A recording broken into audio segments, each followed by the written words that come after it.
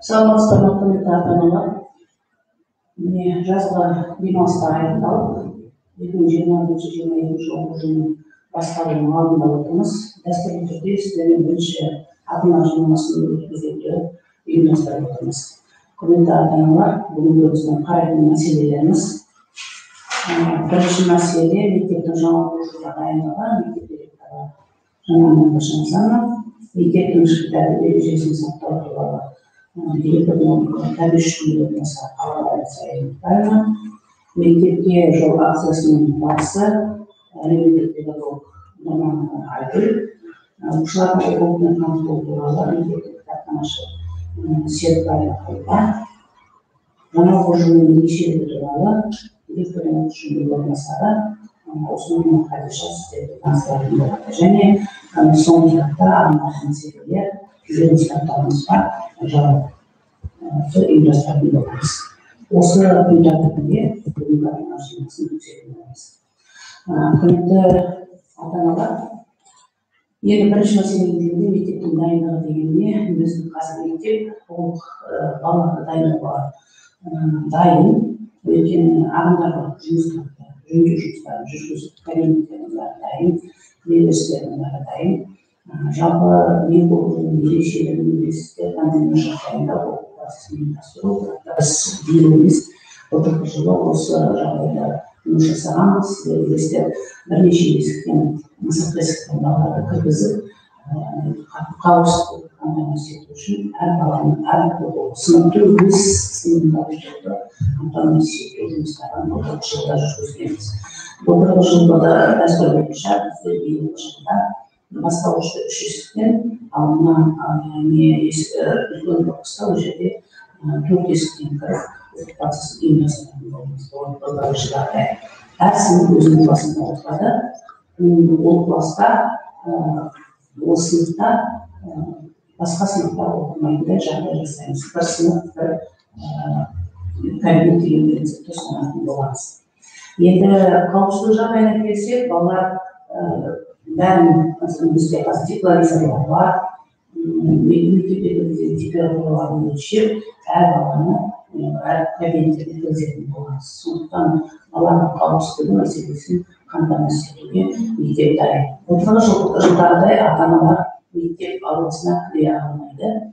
Сіздер оны білесіздер, шектеу болғанбыз, ондай шешімдердің бәрін түсіністікпен қарауларымызды ұстанамын. Мектепке кіретін ерекше бір жағдай болған кезде ата-ана ол кісілер бізде ашық жүйесі арқылы кіретін болады. Вакцина алған ата-аналар келеді. Кірген кезде вакцинамаларында доступ болмайтын кісілерге хабардар етеміз. Сол сияқты мектепте қазіргі талаптардың біреуі мектептің ішкі жылы әжетханаларының болуы, әжетханалар өзгешіліктері бар, білесіздер, бастауыш корпусында да бар. Үлкен сыныптардың қазір былтырғы жылы жасағанбыз, оның барлықтары жұмыс жасап тұр. Сондықтан қауіпсіз әжетхана мәселесі шешілген. Асхана биылғы жылы стационар болады деп жоспарлап отыр. Сондықтан асханада дайын, балаларға стационарды ұйымдастырыпты да, сыртқы есіктерден келіп, өз есіктерінен шығып, сыртқы есігінен асхананың сыртқы есігінен кіріп, тамақтарын өз кабинеттеріне орналасатын болады. Жалпы мектептің дайындығына келсек, толық мектеп дайын балаларды қабылдауға. Бірінші күні балалар барлық жағынан дайындалып мектепке келуді ұйымдастырамыз. Сондықтан балаларға қош келдіңіздер деп айтқымыз келеді. Ал құрметті ата-аналар, енді бір осы оқу жылына біз бәріміз дайын болуымыз керек. Әртүрлі жағдай болуы мүмкін. Ол жерде бізде қашықтан оқытып қалуымыз мүмкін, араласып оқытуымыз мүмкін. Мына жағдай медициналық жағдай қалай болады? Санэпидемиологиялық жағдайлар болып, соған байланысты болатын болады. Бірақ та қандай форматта оқымасақ та сіздер және біз дайын болуымыз керек деп айтқым келеді, құрметті ата-аналар. Келесі мәселе бойынша мектептің ішкі тәртіп ережелерін қалай жасайық?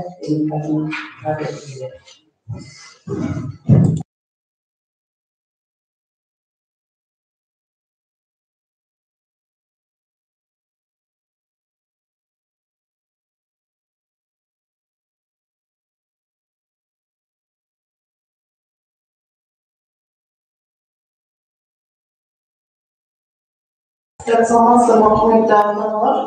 Сіздерді жаңа оқу жылымен құттықтаймыз. Биыл оқу жылы сіздер білесіздер, біздің балаларымыз келіп оқитын болды. Жаңа жоғарыда айтып кеткендей, мектеп директоры Шамазанова айтып өтті. Яғни барлығы бір кабинеттік режимде оқитын болады, 4 есіктен кіретін болады. Яғни ең бірінші кезекте біз балаларымыздың қауіпсіздігі мен денсаулығына мән беруіміз қажет. Сондықтан да санитарлық талаптарды сақтай отырып, балалар яғни маска киюін тоқтатпайды. Егер ата-ана мектепке келетін болса, онда ашық бағдарлама жаңағы қосымшасын өздеріне жүктеп алады, телефонда ашық арқылы кіретін болады. Содан кейін жалпы биылғы оқу жылында мектеп формасын айтатын болсақ, қыздарымыз міндетті түрде тізеден төмен юбка киюлері керек. Яғни юбка дегенімізді білесіздер, баршаңыз ақполта классикалық формада келгені дұрыс. Ұлдарымыздың шаштары, тырнақтары барлығына мән беріп, баланы құқықтап сабаққа жіберулеріңізді сұранамыз. Одан кейін балалардың барлығы, яғни 4 жақтан келгенмен бір-бірімен араласудың өзінде де бізде көптеген талаптар қойылатын болады, яғни арақашықтық сақтау деген сияқты. Содан кейін бірінші қыркүйекте бізде жалпы барлық мектептер, сіздер білесіздер, білім министрінің өзінің жаңағы тапсырмасы бойынша да айтылып отыр. Яғни ашық сынып сағаттары өтеді. Оны сынып жетекшілері өтеді. Яғни сынып жетекшілерінің барлығы сіздерге қазіргі кезде жетек жақтарыңызға шығып, хабарламаны айтып отыр. Егер сұрақтарыңыз болса, тағы да қосымша осы жиналыстан бөлек қосымша сұрақтарыңыз болса, сынып жетекшілері арқылы мектеппен байланыссаңыздар болады. Одан кейін алғашқы қоңырауда тәуелсіздік жетістіктері тақырыбында өтеді. Сіздер білесіздер, біздің тәуелсіз мемлекетімізге 30 жыл толып отыр, бұл үлкен жетістік. Сондықтан да осы тақырыпта тәрбие ашық сағаттар өтеді. Ал бірінші сынып оқушыларының ата-аналарына айтылатын бір мәселе, яғни бір талап, яғни әр сыныптан бір ата-ана ғана келіп ізденуге қатысады. Сіздер барлық әлеуметтік желіден және теледидардан естіп отырсыздар.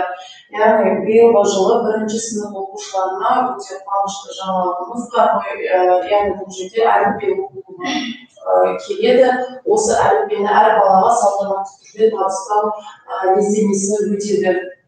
Бірақ та бұған барлық ата-аналарды біз бұл лездемеге қатыстыра алмаймыз. Тағы да қайталап айтамын, біз үшін балалардың қауіпсіздігі мен денсаулығы өте маңызды. Сондықтан өзара бірінші сыныптың ата-аналары келісіп, бір ғана ата-ана бір сыныптан қатысуы шарт. Одан кейін осы бастауышта оқитын балаларымыздың, яғни жаңағы сабаққа келіп кетуінде ата-аналар алып келіп деген сияқты өздері жіті қадағалаулары қажет.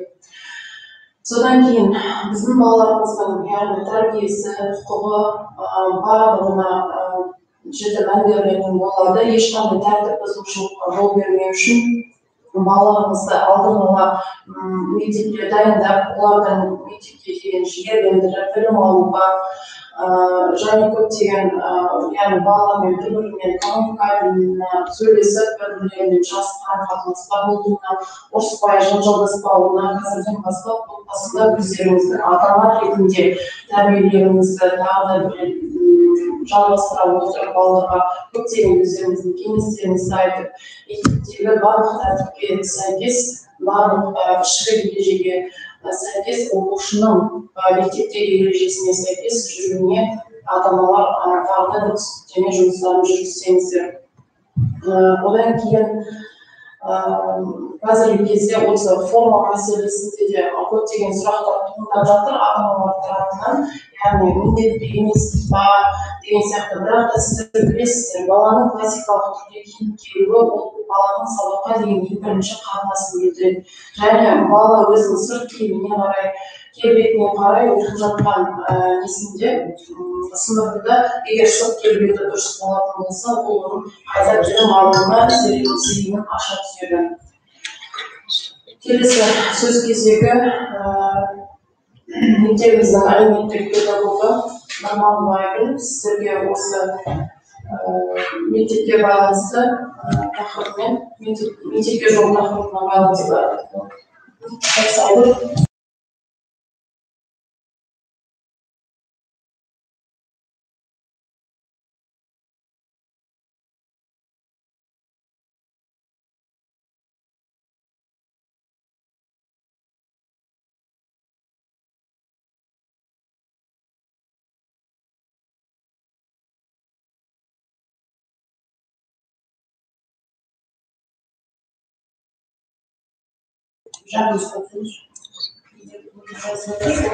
Саламатсыздар ма, құрметті ата-аналар.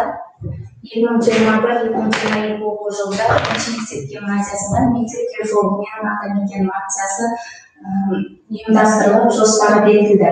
Жамбыл облысы әкімдігінің білім басқармасының, Байзақ ауданының білім бөлімі, Қазақстан Республикасының білім және ғылым министрінің 2021 жылғы 2 тамыздағы нөмір 3 бұйрығына сәйкес Қазақстан Республикасы білім және ғылым министрімен менің ата-мекенім қоғамдық бірлестік аясында мұқтаж отбасыларға ата-мекенім кесек порталы арқылы өтініштер көмек көрсету туралы келісім жасалған болатын. Осы келісім аясында мектепке жол акциясы ұйымдастырылды. Қазіргі уақытта жоспар бойынша менің ата-мекенім акциясы өз жұмыстарын жүргізуде. Жалпы мектебіміздің қамқоршылықтарға аз қамтылған отбасынан шыққан 128 оқушы 69 отбасын құрайды. Оның ішінде қамқоршылықтағы 6 оқушы 5 отбасын құрайды. Аз қамтылған отбасынан шыққан 122 оқушы 64 отбасының тізімі бекітілген. Оқушылардың жаңа 2020-22 оқу жылында уақытылы сабаққа қамтылуын қадағалау барысында жұмыстар жүргізілуде. Мектепке жол акциясы бойынша білім беру қоры есебінен 128 оқушының әрбіріне 30.500 теңге көлемінде қаржылай көмек көрсетілді. Бұл акция әрі де жалғасын табады және жалпы мектебіміздегі аз қамтылған көпбалалы отбасынан шыққан құрметті ата-аналар ыстық тамақтарға құжаттарды жеткізе берулеріңізге болады.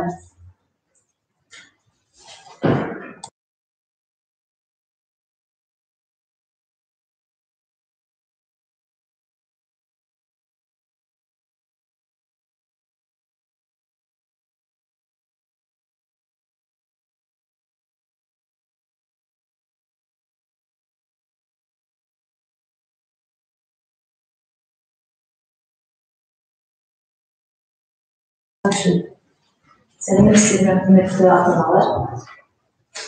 2021-2022 оқу жылында оқушылардың оқулықпен қамтылуы. Тамыз айында 1-ші сыныпқа 1800 дана оқулық, 7-ші, 9-ші, 10-ші сыныптарға жетпеген оқулықтарды жалпы 1992 оқулық қабылдап алды. Оқулықтар Алматы, Ата-аналар мектеп, Арман басқалар мектеп түскен. 2021-2022 оқу жылында кітап қоры 35.286, оның ішінде оқулықтар саны 28.526 дана, көркем әдебиет 5.417, 262 әдістемелік құралдар, 1081 электронды оқулық болды. Жаңа оқу жылынан бастап оқушылар әліппе және ана тілімен қайта қауышады. 1-ші қыркүйекте білім күні салтанатты шарада 1-ші сынып оқушыларына әліппе оқулығы салтанатты түрде табысталатын болады. Оқушылар бастапқы 2 тоқсанда әліппе, ал 3-4 тоқсанда ана тілі пәнін оқиды. 2021-2022 оқу жылында жалпы қордың өсуі 2442 дана оқулық және көркем әдебиет кітаптарды қабылдап алды. Байзақ ауданы білім бөлімінің 21-22 оқу жылында 1-ші, 2-ші, 3-ші сынып дәптерлері сатып алынбайтыны туралы хабарлайды.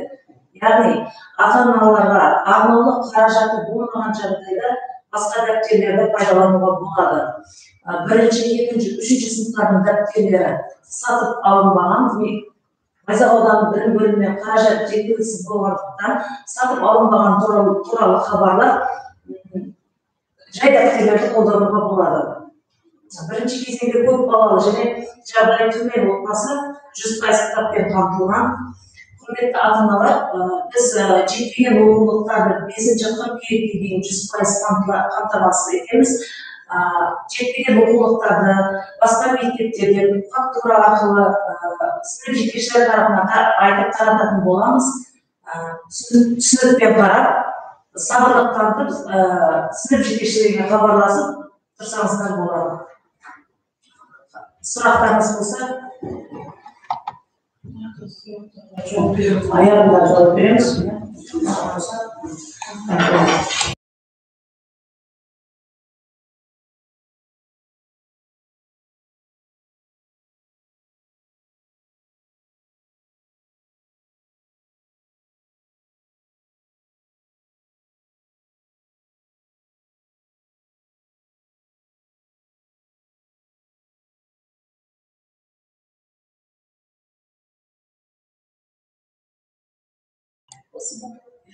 Қайырлы күн, құрметті ата-аналар, құрметті әріптестер. Биылғы 2021-2022 жаңа оқу жылында сіздермен тағы да жүздесіп тұрғанымызға қуаныштымыз. Менің есімім Исламова Қадиша Құдайбергенова, директордың оқушы жөніндегі орынбасары. Сіздерге айтатын мәселем биылғы оқу жылының, жаңа оқу жылының 2021-2022 оқу жылындағы ерекшеліктер туралы айта кетеміз. Қысқа биылғы оқу жылын дәстүрлі форматта бастайтынымызды, мектеп-гимназия директоры Жанна ол оқуды ұйымдастыру туралы айтып кетті. Енді ары қарай биылғы оқу жылындағы басты ерекшеліктерге қысқаша тоқтала кетейін. Ең бірінші басты ерекшелігіміз бұл бірінші сыныптарға әліппе және ана тілі, буква, обучение грамоте, цифрлық сауаттылық пәндерінің енгізілуі болып тұр. Бұл айтылып жатыр, қазір ақпараттық құралдарында да бұл өте қуантарлық жағдай. Ата-аналар үшін де, ұстаздар үшін де әліппенің қайтарылуы және сол бірінші қыркүйек күні дәстүрлі түрде, салтанатты түрде әліппенің оқушыларға тапсырылуы бұл өте қуантарлық жағдай болып тұр. Биылғы оқу жылының басты ерекшелігі деп есептейміз. Және келесі бұл білім алушылардың оқу жүктемесін азайту. Келесі ерекшелік тағы да білім алушылардың білімдеріндегі олқылықтардың орнын толықтыру және де үлгерімі төмен оқушылармен жеке жұмыс жүргізуді жетілдіру, жазғы мектеп есебінен оқыту мерзімін 20 маусымға дейін ұзарту. Бұл бізде биылғы оқу жылында басталды, білесіздер. Былтыр онлайн форматта оқу кезеңіндегі білім алушылардың біліміндегі олқылықтар толтыру мақсатында биылғы ұйымдастырылған болатын. Осы тағы да жалғасын табады жазғы мектеп ұйымдастырылады. Енді келесі тағы да басты ерекшелік бұл сабақтың ұзақтығы 40 минут болатын болса, бұрынғы кезде енді биылғы оқу жылында сабақтың ұзақтығы 45 минут болатын болды. Келесі ерекшелік оқытудың әртүрлі форматтарына, яғни дәстүрлі, аралас, қашықтықтан бұл жағдайға қарай мектептердің дайындығын қамтамасыз етеміз. Бұл барлық форматта мектеп қазір 100% дайын деп айта аламыз. Себебі тәжірибеден өзі толтырылған, кезеңде сыныпта да дәстүрлі форматта, қашықтық форматта да мектебіміз дайын екендігін айта аламыз. Келесі инклюзивті орта мәдениетін қалыптастыру. Бұл тағы да бір жаңа ерекшеліктің бірі. Биылғы оқу жылындағы келесі оқуға құштар мектеп, дебаттар, өзін-өзі басқару күні, мектеп театры жобаларын іске асыру биылғы оқу жылында қарастырылған. Және де келесі ерекшелік ұлттық құндылықтар негізінде мектептің мәдени ортасын қалыптастыру. Бұл дегеніміз, яғни қарым-қатынас мәдениетін қалыптастыру және де мектептің қоңырауын күй арқылы берілу. Бұл ұлттық құндылықтар негізінде мектептің мәдени ортасын қалыптастыру. Келесі тағы да бір қуантарлық жоба. Биылғы оқу жылының ерекшелігі бұл мектеп пен отбасында күнделікті 20 минут кітап оқуды ұйымдастыру. Бұл жоба ұстаздарға да қонымды болып тұр. Сіздерге сынып жетекшілері, әрбір сынып жетекші өз сыныбында осы жобаны әр сыныбының ерекшелігіне қарай ұйымдастырады. Яғни ата-анасымен бірге күнделікті 20 минут кітап оқуды ұйымдастыру. Оған қоса айта кететін болсақ, ол абайтынан байбайтан ғой, пайда ойлама, арулы, талантлы артық білуге. Артық білім кітапқа ерінбей оқып көруге деп біздің ойламаларымыз айтып кеткен. Сондықтан да ешқандай компьютерде цифрлық сауаттылыққа барлығы айналып келгенде кітаптан алған білімнің кітаптың орнын баса алмайды деп айтылады. Сондықтан да осы биылғы оқу жылының басты ерекшелігі отбасында ата-анасымен бірге күнделікті 20 минут кітап оқуды тәртібіне, күн тәртібіне енгізу. Бұны сынып жетекшілер өздері ұйымдастырады. Келесі, ерте кәсіптік бағдар беру жұмыстарын жүргізу және де мектеп пен ата-аналардың өзара байланысын күшейту басты ерекшеліктердің бірі болып тұр. Сөзімді қорыта келе айтатыным, әрбір білім беру ұйымының міндеті білім алушының тұлғалық қабілеттілігінің дамуы үшін қолайлы, жалпы адамзаттық ұлттық құндылықтарға негізделген білім беру ортасын құру болып табылады. Міне биылғы оқу жылының ерекшеліктерін қысқаша айтатыным осы.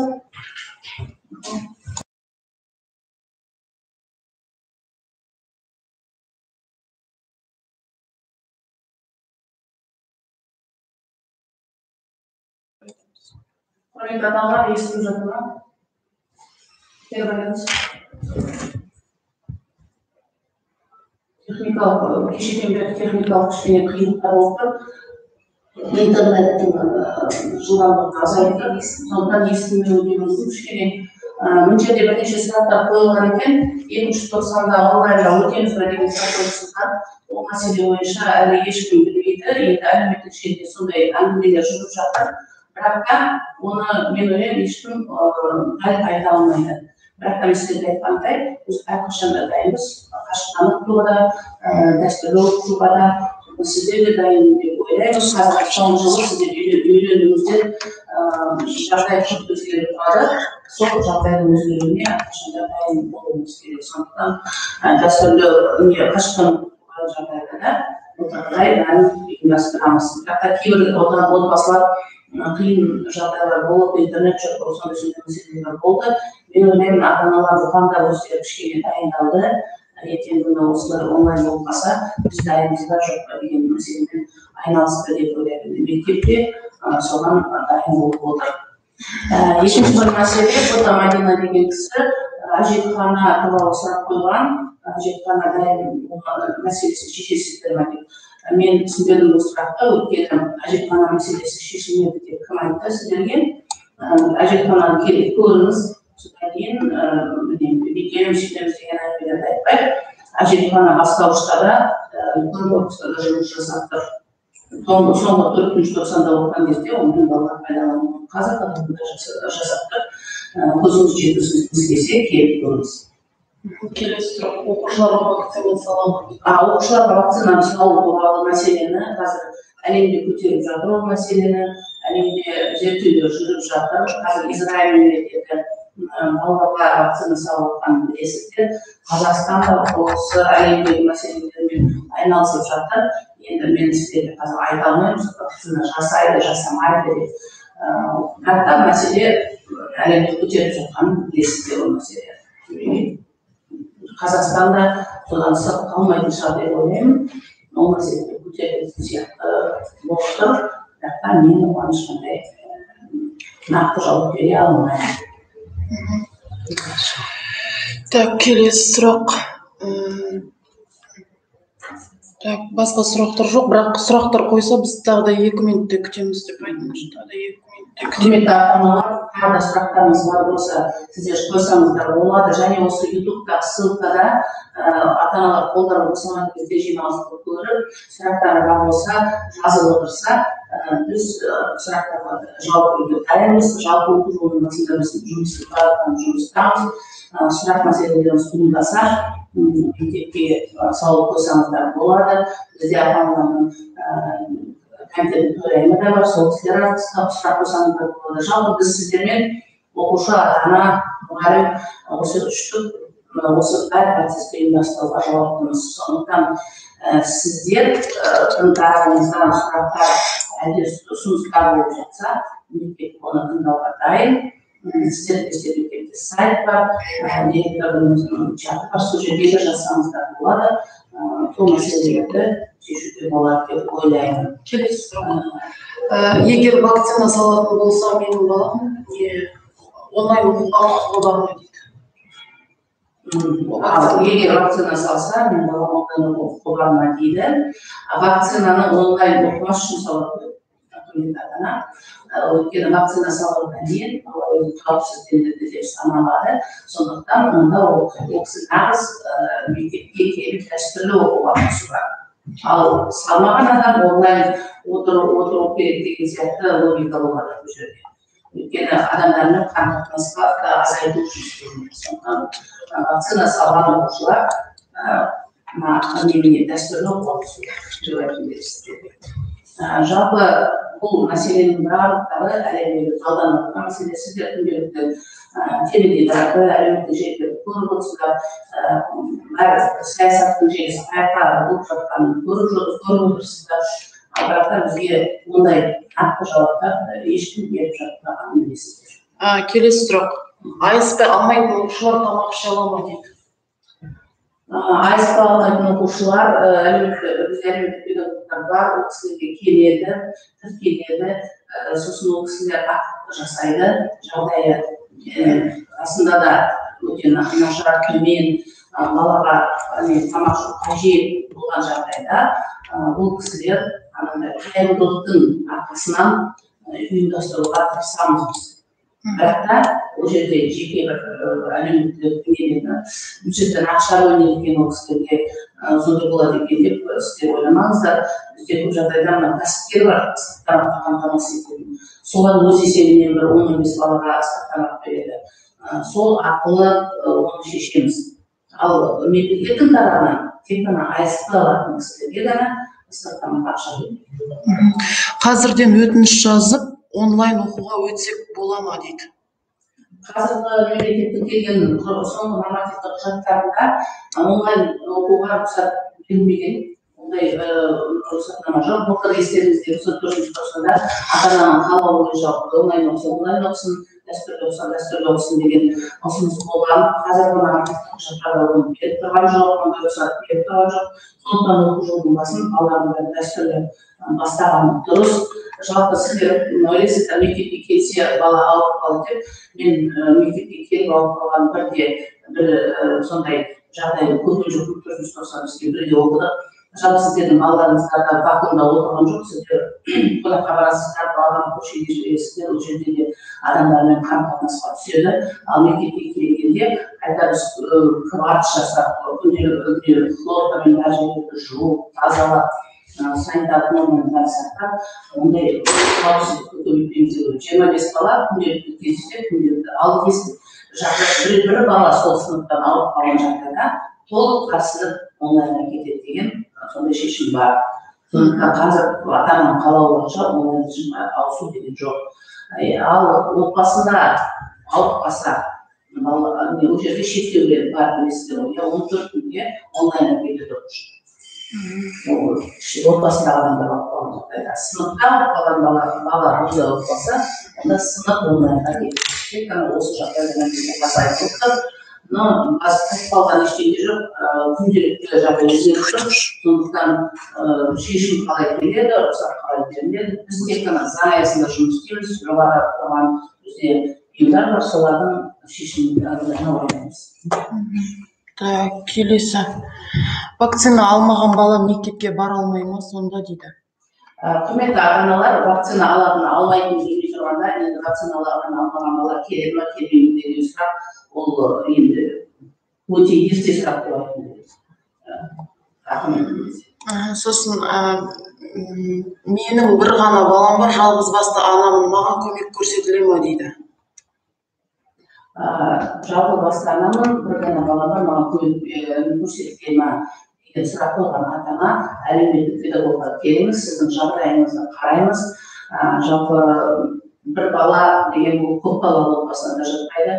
Жағдай төменде жатпайсыз ба, ол да сұрақ. Сондықтан сіз келіңіздер, нақты әлеуметтік педагогқа келіп, жағдайыңызды толыққанды түсіндіресіз. Ол кісілер, сондай келген кісілердің барлықтарына үйіне барып, ақты отырып, жағдайы қандай екенін баға беріп, содан кейін әйтеуір бір көмектің несі керек па келгеніңізді шешеді.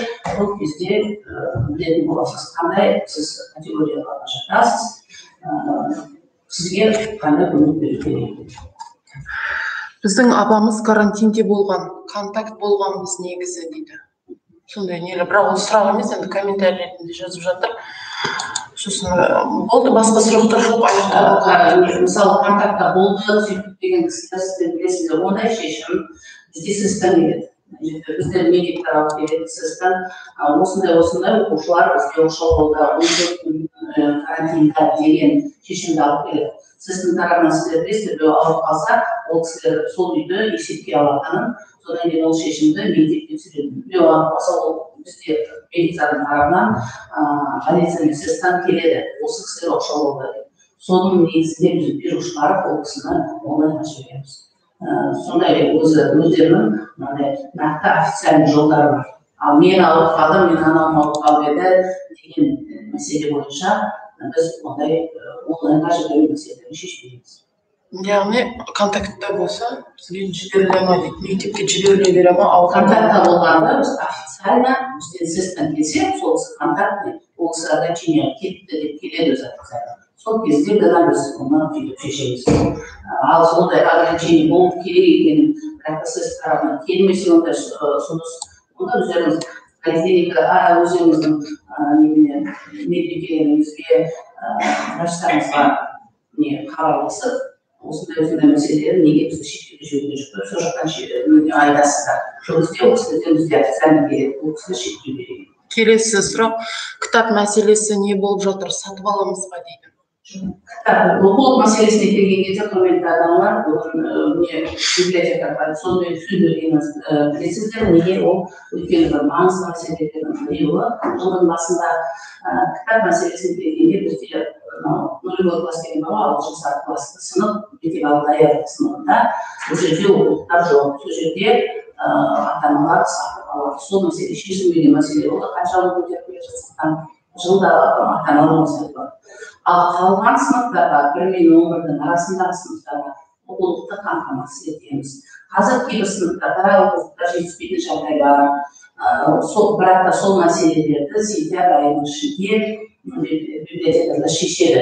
Кітапханашылар ол іздейді, басқа мектептерден іздейді, аудан ішінде іздейді, және облыс ішінде іздеп, оқулықтарды толық тауып беруге жұмыс жасайды. Сондықтан кішкене асықпаймыз, басқа қазір оқушы енді басталып келеді ғой, ол мәселені шешуге, толыққан шешуге тырысамыз.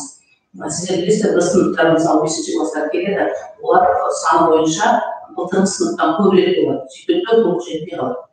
Сол кезде сол мәселелерді шешуге тырысамыз. Содан сіздердің тарапыңыздан оқулық жоғалтылады, жыртылады деген сияқты мәселелерді специально мектеп оқулықтар. Сөйтіп келесі келген сыныпқа жетпей қалады.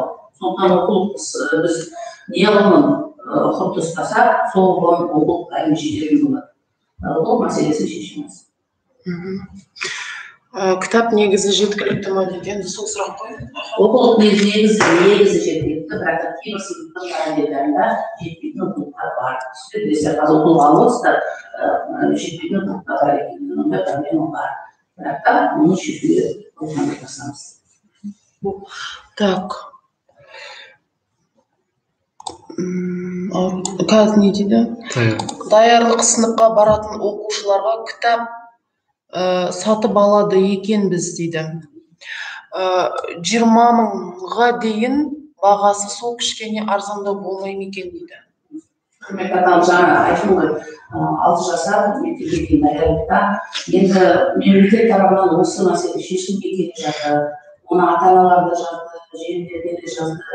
Біз де жоғарыға сондай ұсыныс жасадық. Ата-аналарға қиындау болып бара жатыр. Басында бастағанда 7-10 болатын оқулықтың бағасы. Содан кейін 12, қазір 20 мыңға барып кетіп жатыр. Ауырлау. Бірақ та мәселе шешілмеген. Расында да шешілмеген мәселе. Ол сатып алуға мәжбүр. Келесі сұрақ. Негізі пәндер мектепте оқытылады, ал қалғаны онлайн оқытылады деген рас па дейді. Онлайн мәселе, негізгі пәндер мектепте оқытылады, қалған пәндер онлайн оқытылады деген мәселелерді көтеріліп жатыр. Қазір енді бізде бір сынып, бір кабинет деген мәселе болады, сол кезде ұйымдастырудағы проблемалар туындайды.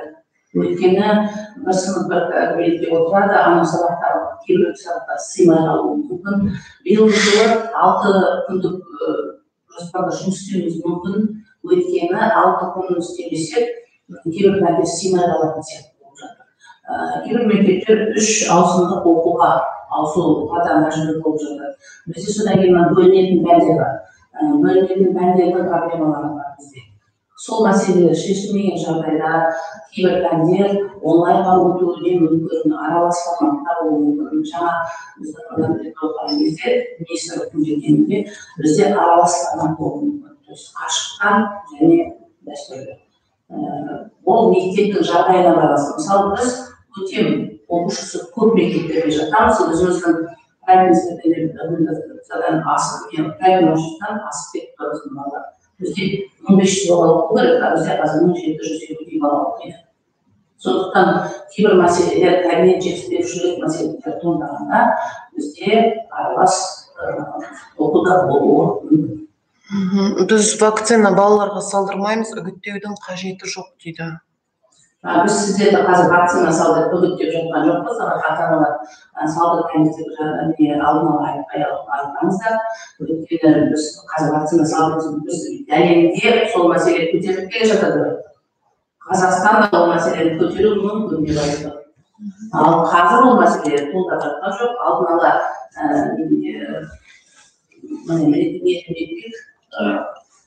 шуламайды. Елмен бірге көреміз ғой.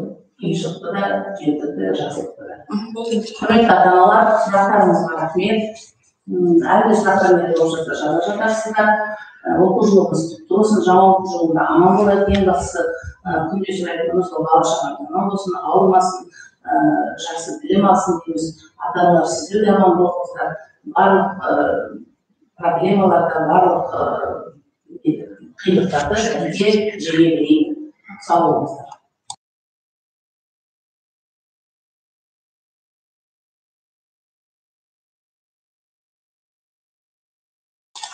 Құрметті ата-аналар, осындай онлайн жиналыс болған кезде кішкене сабырлық танытсаңыздар, қазір біз комментарийлерді оқып отырсақ, алдыңғы сіздер жиналыс аяқталмай жатып, бір негативті нәрселер жазып жатсыздар. Кез келген жиналыста сіздер білесіздер. Барлық сөздер оқылып, хабарламалар айтылып болғаннан кейін сұрақ-жауап мәселесіне қарай көшеміз. Сондықтан келесі жолы да осындай кішкене сабырлық танытып, сұрақ пен жауаптың уақытына дейін кішкене тыңдап алсаңыздар. Техникалық ақаулар болып жатыр, арасында біз сіздерден кешірім сұраймыз. Енді балалардың барлығына біз өмір қауіпсіздігі менен олардың денсаулығын мәңгілікке шақырамыз. Рахмет, көрге жиналыс осымен аяқталды. Қандай